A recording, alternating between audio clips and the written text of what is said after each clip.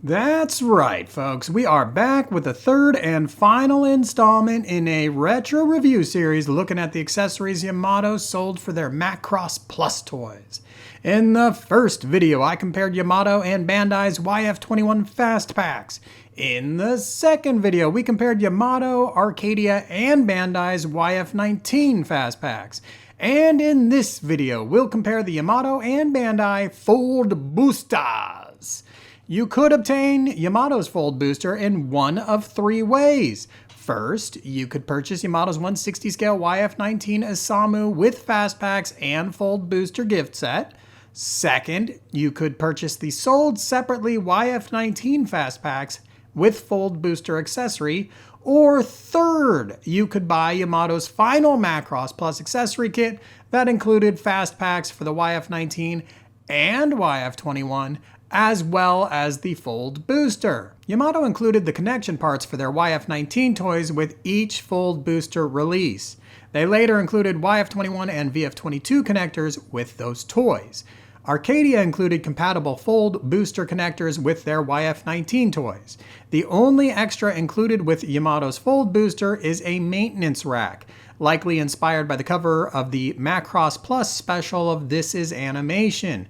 You do not get the 3 LR44 batteries necessary to use the light up gimmick, so make sure you grab a set of those separately. As of the time of this video, there's only one way to get a DX Fold Booster, and that's by tracking down the DX YF19 full set pack. While the full set includes a wealth of bonus accessories, it does not include a maintenance rack. So you'll need to use the connectors for a YF19 or YF21 to hold it up. I recommend the connectors from the YF21 because those will keep it level. Let's do a quick visual comparison before we do anything else. First, from a size perspective, the Yamato a little bit larger, but what really will jump out at you is that the Yamato has very few details on it anywhere. Really only a small little panel that's molded in here, no panel lines, no painted warnings. On the bottom we have our light switch, which we'll talk about a lot in a little bit, and we have our mounting points for the connectors, so that's that. Really no sharp detail inside, but we do have a clear plastic effect. That's nice.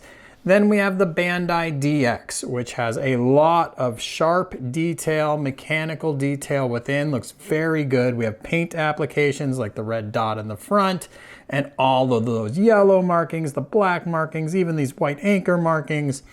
Very sharp detail, very attractive.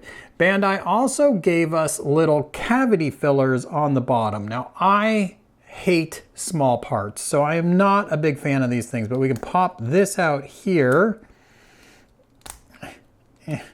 Come out. All right, so there's this piece, and then we have this piece here, which is a little easier to get out.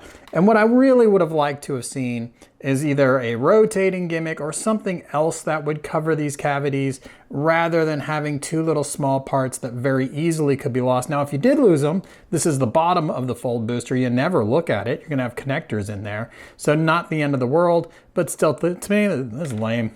To get the most out of your Fold Booster, you're gonna wanna install the batteries. So just slide the rear piece off. Now it just slides in and out and it has just enough resistance where you're not gonna bump it off.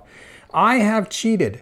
There's a little screw in the back. You're gonna take this screw out. Mine's almost all the way out already because I'm shooting a video.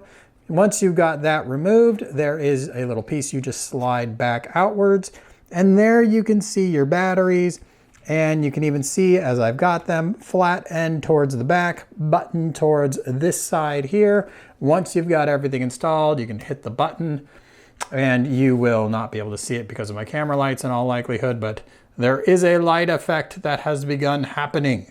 So that's what you do for your batteries, and obviously we'll just reassemble this. This is that included maintenance rack. There's really nothing to it, just a gray piece of plastic, some fake wheels on the bottom, and then connectors for the full drive. And connecting is what this full drive has to do to really get any mileage for anything, right? So For the maintenance rack, it just pops into place and you're done.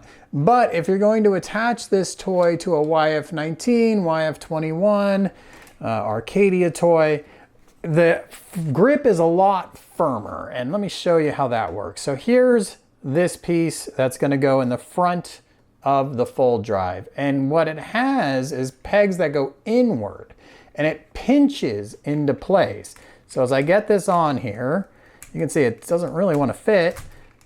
And I have to apply some pressure this way to get that to fit. And then once I have, I cannot remove this without pinching in again. It's super solid.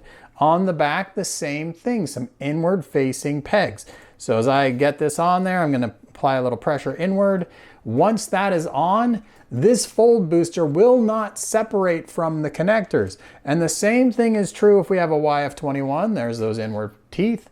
So that part of the fold drive is always gonna be on there, rock solid. But we didn't buy a fold booster just to put it next to our toys. We want to put it on our toys. And this is the Yamato YF19 connector pieces. There is a clip that goes over the back shield. And then there are just big pegs that fit next to the head.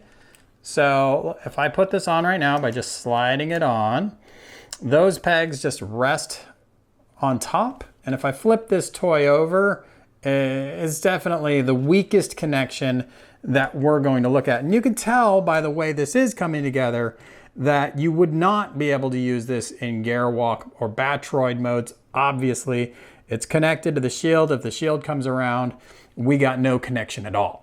Arcadia included fold booster adapters with their toy, but they made them an odd color of a green, I think to separate themselves from Yamato in their creditor's eyes. That's my only real guess there. The attachment to the fold booster, exactly the same, still super duper solid. The attachment to the back shield now is much more shallow because the shield on the Arcadia YF19 is much tighter against the arms. And then we have these pegs in the front now have a little crook outward, which should help them grab a lip. So this thing won't just flop over if you flip it upside down. Now, unfortunately, the shield on my Arcadia YF19 is very loose. So as I put this into place, there's a tendency to just to pry that shield up. But here, now I have it on there. And it's still not a great grip in the front, but there's at least some resistance. You can see it's not popping up when I do that. If I apply any pressure at all, it would. But it's just enough so I can flip this toy upside down and that fold booster does not droop anymore. So how does that all compare to the DX toy? Well, the DX toy pegs into the fold booster, but it pegs in such a way with different shaped pegs that it actually is very firm. I can hold this by the attachment piece without anything falling off. And then the same thing in the back. Again, it's just gonna peg into place. But it's a sturdy attachment. So I'm not gonna hate on it, even though it's not as sturdy as that clip the Yamato has. Now, this is going to slide on the back shield just like the Yamato or Arcadia versions did. But now we have two peg slots in the shield instead of gaps next to the head. And those end up being much, much more secure than either Arcadia or Yamato had managed.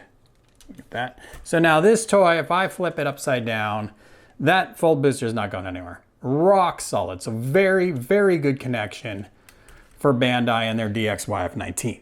Yamato did things a little differently when they got to their YF21 toy. On this toy, we have some panels on the back that we have to get a fingernail in and pop out. I have cheated by elevating them a little bit to make filming this easier. And then you have these two little plastic pieces you've got to keep track of. And you know how much I love that. Then we have the actual fold booster connectors. And this time they're rendered in the hue of the toy. So if you got a VF22, Max, Miria, Gamlin, these are gonna match the color of that toy. We have some pegs off to the side that are gonna receive by slots in the engine bays. And now we have these pegs in the front that will receive those. Now the color thing throws me off because the YF19 has color matched fold booster connectors. instead of beige one. So I don't know why we switched colors on this, or why it wouldn't just be gray or black, something like that. So I'm gonna go ahead and slot that in, and you can see it's not super sturdy. And then I'm going to go ahead and push down on these pegs in the front. And the pegs in the front really do seat nicely. And that's what gives me the stability to flip this toy over, whoosh it around, go back and forth, and not have any issues. And finally, we have Bandai's DX toy. And I'm cheating again because the DX toy has not 2, but 4 little panels you pop off to reveal slots. So I'm gonna peg all these off. Now, the problem here is that these fit so tight and they're so tiny, they actually go flying off if you haven't cheated like I just did.